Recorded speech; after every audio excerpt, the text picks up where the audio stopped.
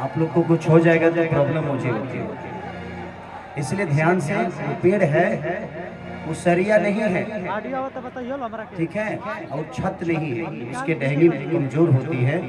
तो ध्यान से बरियार नहीं पे बैठी हो, तो तनिए मुनी पातर पे बैठो ताकि राजा पातर हो जाइबा।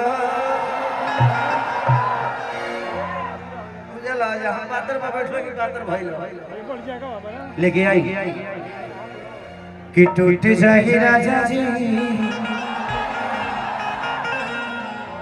कितनी सूट में चदरिया तान के तान के तान के तो टूट जाए राजा जी। ऑडियो ने क्या से कहूंगा हां ओकरा पहले गेले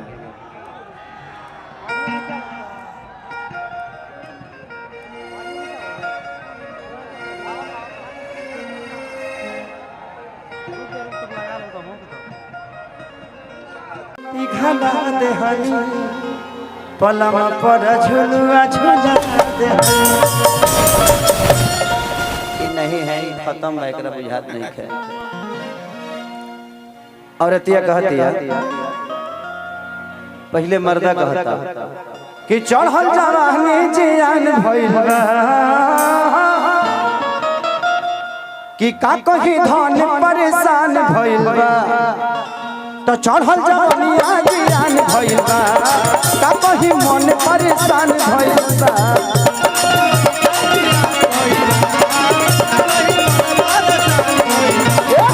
चढ़ल जवानिया जियान भइल बा का कही मन परेशान भइल बा। तनी सूत में चदरिया तान के तान के तान के। कृपया दूरी बनाए।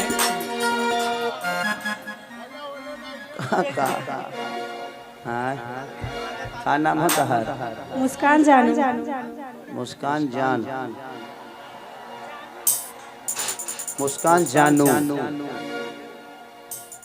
तो क्योंकि जानू ने खूब बनल का जी अपने से जानू टाइटल लगा दे लगा दे।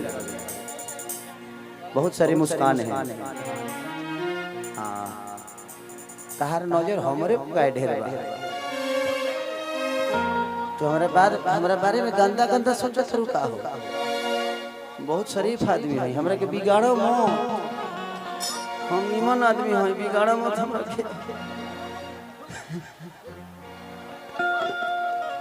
कितनी सूत द चदरिया तान के तान के तान के।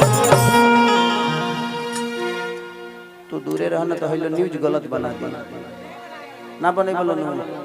अरे तो हम जानता नहीं, हम जानता नहीं कि टूट जाए राजा जी, टूट जाए राजा जी पलंग में सागवान के।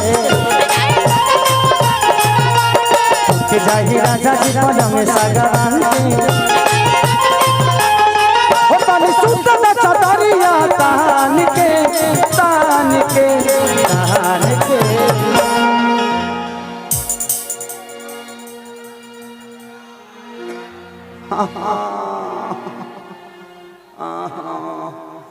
एगो डांटा निकलल बा, पैंट फाड़ दी बाबू। दाढ़ी पे बैठियो नोकिया ला पर ना। तो टूट जाही राजा जी, टूट जाही राजा जी पलंग सागवान के। टूट जाही राजा जी पलंग सागवान के।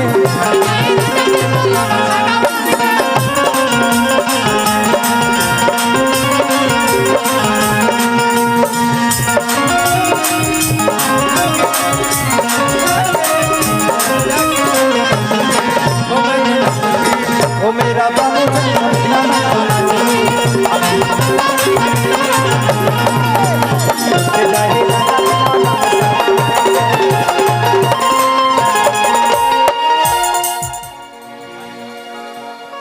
कि देखा मोरा मन के चदारा कटन के।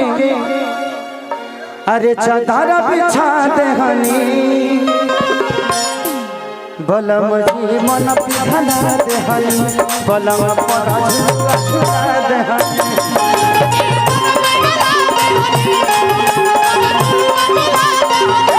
बलम जीवन पिठना दे हरी बलम पर झुलवा झूला दे हरी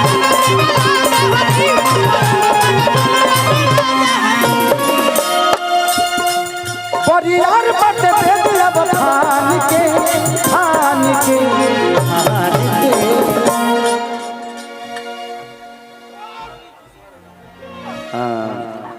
कि परियार बट दे दिया बखान के खान के खान के तो टूट जाही राजा जी टूट जाही राजा जी पलंग सागवान के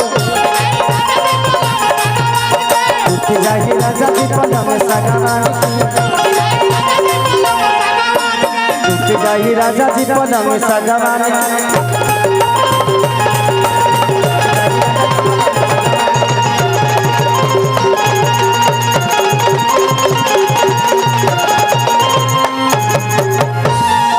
वाह वाह। चलिए आज एक बहुत प्यारा